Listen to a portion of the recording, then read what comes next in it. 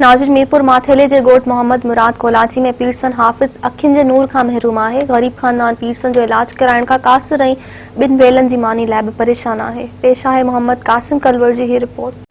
जी असीं गोठ मोहम्मद मुराद कोलाची में मौजूद आहियूं। हिते जेको 65 साला हाफ़िज़ आहे जेको उहो गुज़रियल 60 सालनि खां जेको आहे अखियुनि जी नूर खां महरूम आहे।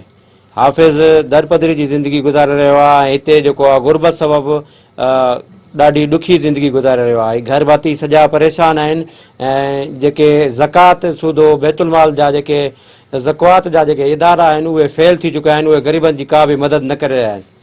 हिननि सां ॻाल्हि ॿोल कंदासीं वधीक हिननि जो छा चवणु आहे। 8 सालनि में तव्हां हुया हुयो, तव्हांजो नूर हुयो पहिरें हुयो तव्हां यादगिरी कोन्हे भई हुयो सही 8 साल ई चवंदा आहिनि वॾा।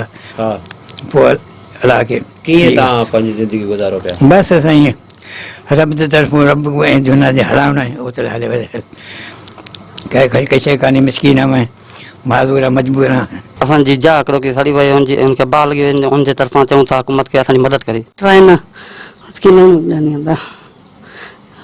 मुड़ुस हाफ़िज़ आहे, असां ग़रीब आहियूं, तमामु ज़िंदगी ॾुखी गुज़रदी पए। जंहिं पर आहियां ग़रीब जा आगे सड़ गई, घर को बाह लगी है, का शइ न बची, गुज़र सफ़र ॾुखिया थींदा पे।